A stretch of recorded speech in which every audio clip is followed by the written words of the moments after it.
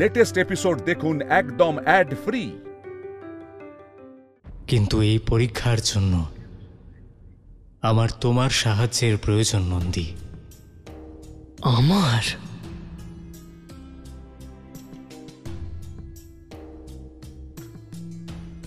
হ্যাঁ নন্দী, তোমার সাহায্য ছাড়া এই পরীক্ষা সম্পূর্ণ হবে না। বলুন না প্রভু, আমায় কি করতে হবে?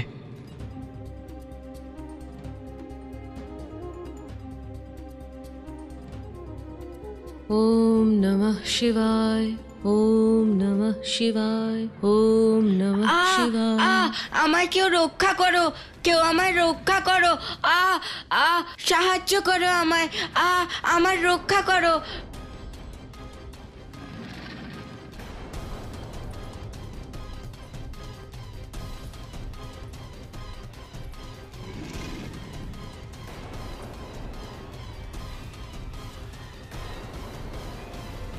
মা, আমায় রক্ষা করুন, আমায় এই কুমিরের থেকে রক্ষা করুন, আপনি রক্ষা করুন আমায়। আমি আপনাকে অনুরোধ করছি, এই শিশুকে আপনি মুক্ত করুন। কখনোই নয়, ও আমার আহার। যদি ওকে প্রাণ দান করি তবে আমি প্রাণ হারাবো, তাই ওকে ছেড়ে আমি নিজের প্রাণ হারাতে চাই না। আর এমনিতেও আমার এই আহার আমি ষষ্ঠম প্রহরে পেয়েছি, আর আমার নিয়ম এই প্রহরে আমার আহার আমি ছাড়ি না। আপনি আমাকে আপনার আহার বানিয়ে নিজের ক্ষুধা নিবারণ করুন, কিন্তু ওকে মুক্তি দিন। কোনো মায়ের কোল শূন্য করবেন না। দেবী, আপনি মহাদেবকে লাভ করার জন্য 1000 বছর ধরে তপস্যা করছেন, তাই আপনার মতো মহান তপস্বিনীকে আহার করে আমি পাপের দায় নিতে চাই না। তাহলে আমায় আপনি বলুন, আমায় কি করতে হবে যাতে এই শিশু মুক্তি পাবে? যদি আপনি আপনার তপস্যার সম্পূর্ণ ফল আমায় দিয়ে দেন, তবেই আমি এই বালককে মুক্ত করব। কি হলো দেবী, চুপ করে আছেন? তপস্যার ফল ত্যাগ করে দেওয়া অত্যন্ত কঠিন, তাই যান, আমি এই বালককে মুক্ত করতে পারবো না। না, আপনি ওকে আপনার আহার করবেন না। আমি প্রস্তুত আমার সমস্ত তপস্যার ফল আপনাকে দেওয়ার জন্য। একবার পুনরায় ভেবে নিন দেবী, আপনি তাকে ত্যাগ করছেন যার জন্য এতদিনের তপস্যা। আপনি নিজের মহাদেবকে লাভ করতে পারবেন না। তপস্যার ফল দেওয়ার পর মহাদেবকে পাওয়ার সম্ভাবনা থাকবে। আমি আমার তপস্যা দিয়ে মহাদেবকে লাভ করব, কিন্তু যদি এই শিশুর প্রাণ চলে যায় তাহলে তাকে ফিরিয়ে আনার কোনো সম্ভাবনাই থাকবে না। আমার মনে কোনো দ্বিধা নেই, আপনি এই শিশুকে ছেড়ে দিন। আমি আমার তপস্যার ফল আপনাকে দিচ্ছি। ঠিক আছে, এই বালককে আমি মুক্ত করলাম।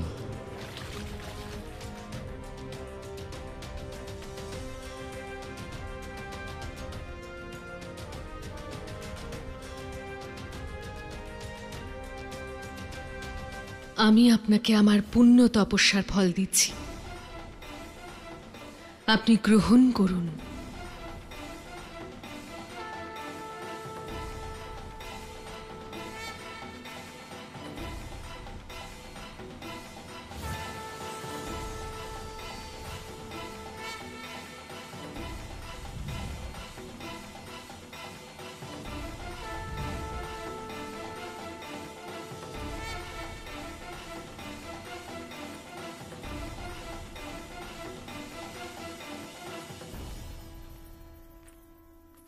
পার্বতী,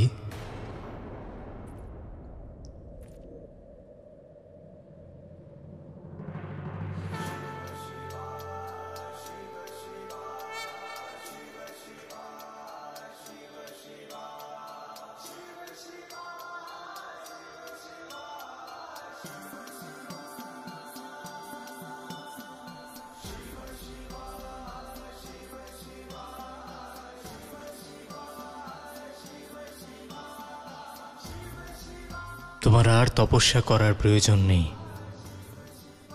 ওই কুমির আসলে আমিই ছিলাম। আমি তোমার পরীক্ষা নিচ্ছিলাম পার্বতী।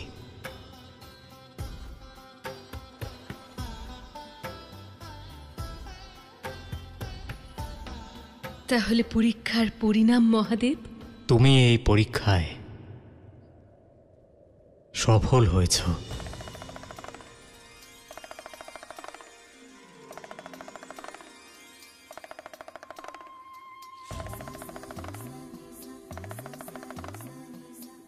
আদিশক্তির দায়িত্ব পালন করার জন্য সম্পূর্ণ যোগ্যতা অর্জন করেছ তুমি। কারুর দুঃখ সমাপ্ত করার জন্য তুমি সর্বস্ব ত্যাগ করে দিতে পারো। অসহায় ব্যক্তিকে রক্ষা করা আদিশক্তির প্রথম ধর্ম, আর এই নিঃস্বার্থ কাজ আদিশক্তি ছাড়া আর কেউ করতে পারত না। তোমার তপস্যা পূর্ণ হলো। এবার আমাদের মিলনে আর কোনো রকম বাধা নেই পার্বতী।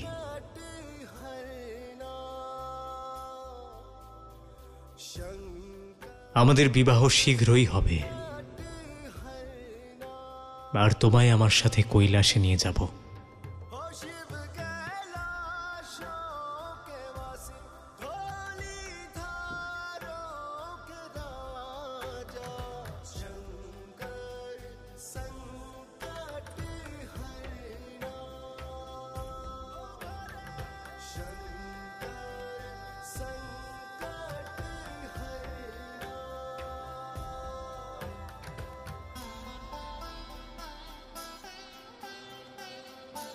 আমি কথা দিচ্ছি,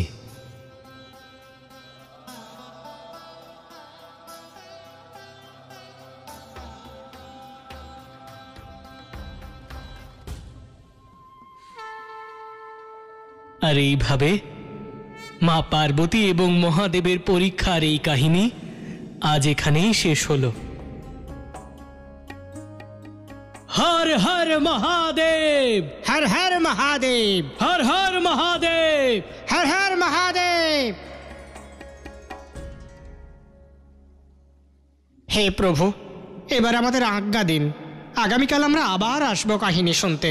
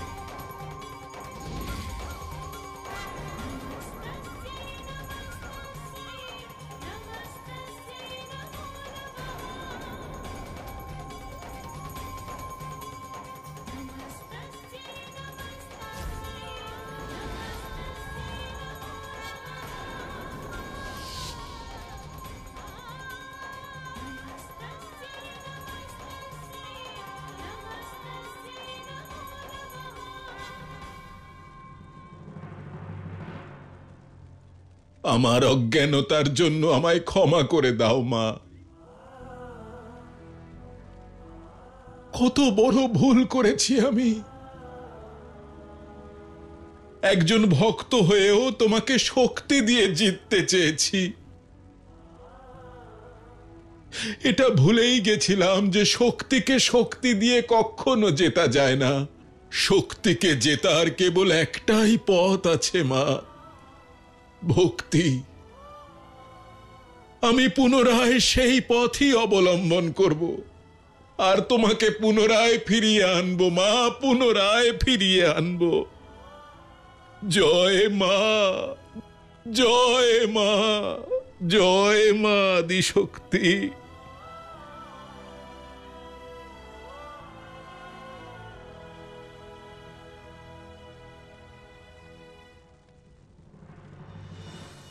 সন্দীপন, বলুন গুরুদেব। আমার অগ্নি সমাধি প্রস্তুত করো।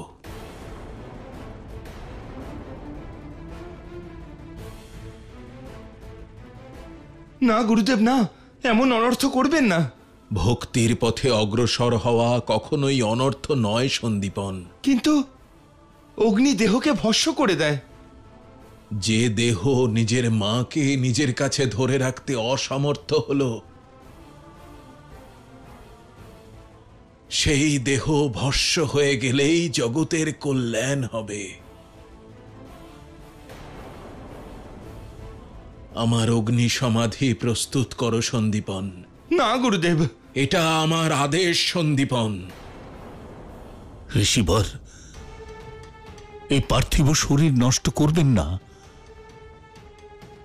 যদি শরীর থাকে তাহলে তার মাধ্যমে আমরা দেবী কাত্যায়নীকে আবার ফিরিয়ে আনতে পারি, কিন্তু যদি... সেই কারণেই তো আমার অগ্নি সমাধি নেওয়া আচার্য।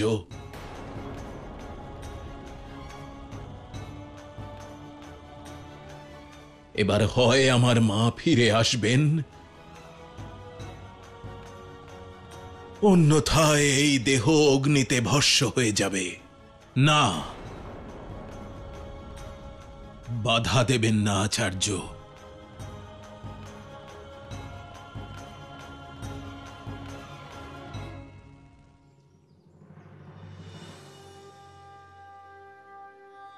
মিত্র, আপনি আমার সাথে অমরনাথে যাবেন? অমরনাথ? কেন? কারণ প্রথমে আমি আপনাকে ওখানেই খুঁজে পেয়েছিলাম, আর আমার বিশ্বাস যে এইবারের সমাধানও সেখান থেকেই পাব।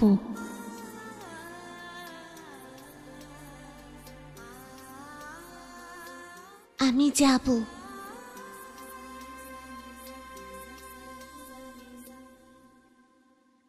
কোথায় যাওয়ার কথা হচ্ছে?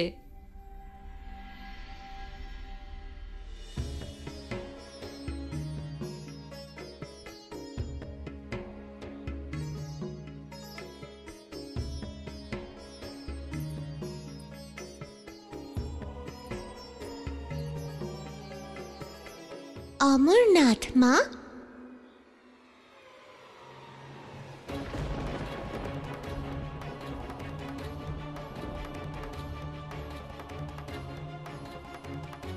মিত্রর সঙ্গে ওখানে আমি যেতে চাই।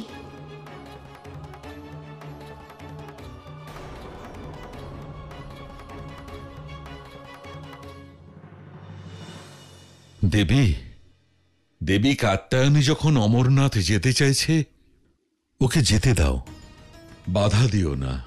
হয়তো এসব ঘটনার পেছনে মহাদেবেরই কোনো ইচ্ছা আছে।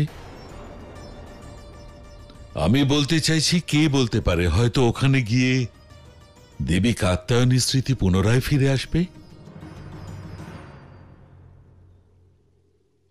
হ্যাঁ মা, আগের বার যখন দেবী পার্বতী অন্তর্ধান হয়েছিলেন, আমি ওনাকে ওখানেই খুঁজে পেয়েছিলাম। তাই আমার মনে হয় ওখানে গেলে দেবী কাত্যায়নীর স্মৃতি ফিরে আসতে পারে। মা, মিত্রকে অমরনাথ নিয়ে যাওয়ার অনুমতি দেবে তো? অমরনাথে গিয়ে যদি আমার শিব মহাদেবে পরিবর্তিত হয়, যদি কাত্যায়নীর স্মৃতি ফিরে আসে, তখন আমার পুত্র শিব সারা জীবনের জন্য আমার থেকে দূরে চলে যাবে। বলো না মা, মিত্রকে অমরনাথ নিয়ে যাওয়ার অনুমতি দেবে তো?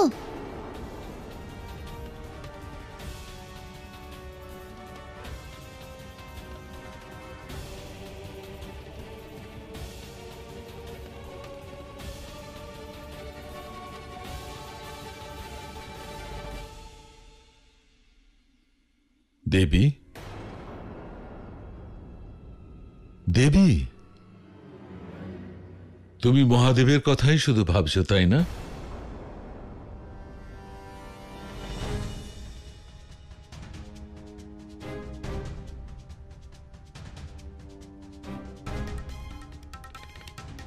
তুমি এটা ভাবছো না তো দেবী, যে অমরনাথে গিয়ে তোমার শিশু ভোলানাথ মহাদেব রূপে পরিবর্তিত হয়ে যাবে?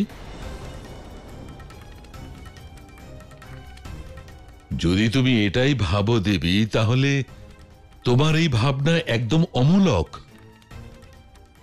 কারণ এরকম কিচ্ছু ঘটবে না।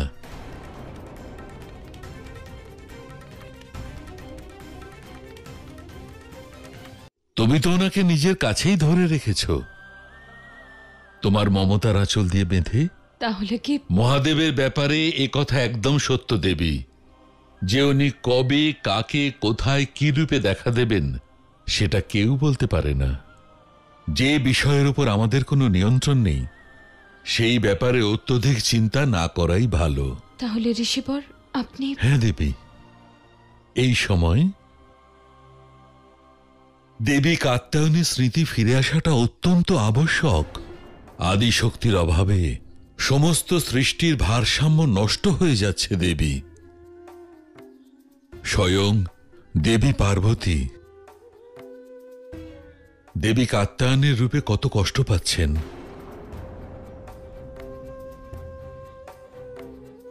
ওনাকে এই কষ্ট থেকে উদ্ধার করতে স্বয়ং মহাদেবকেই না আসতে হয়।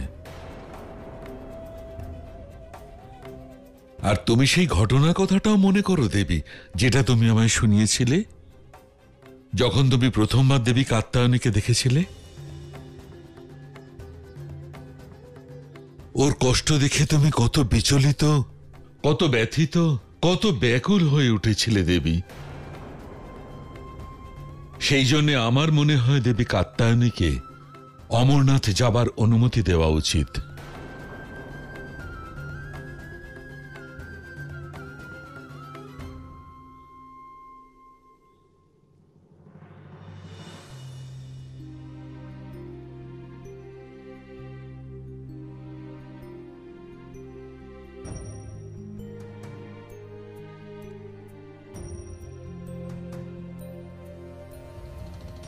আমি তোমাদের অমরনাথ যাওয়ার অনুমতি দেব, কিন্তু তার আগে তোমায় আমাকে একটা কথা দিতে হবে।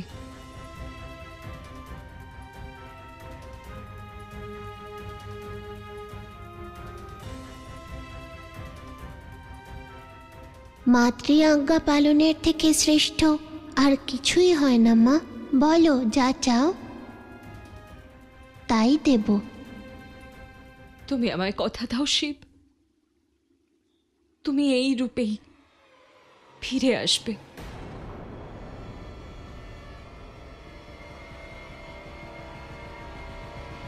আর কোনো পরিস্থিতিতেই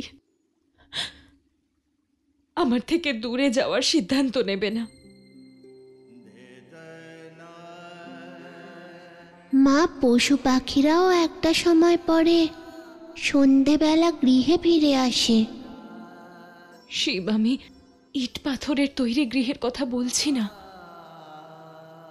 সেই গৃহে থাকা মায়ের কথা বলছি। আমি আমার কথা বলছি, মায়ের আঁচলের কথা বলছি।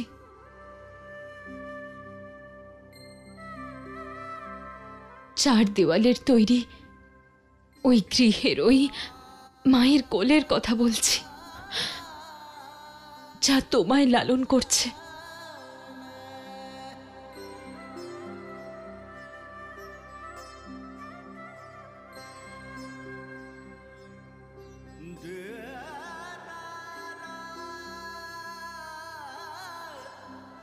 এই কথা দেওয়ার কোনো প্রয়োজন নেই মা।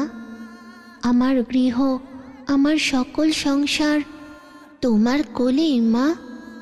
বিশ্বাস করো, তোমার ছেলে তোমার কাছেই ফিরে আসবে মা।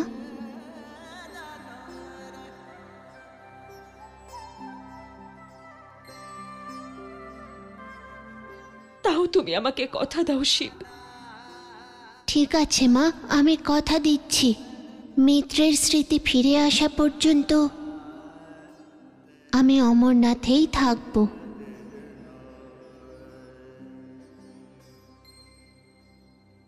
আর তারপরে এই রূপে তোমার কোলে ফিরে আসবো আমি মা।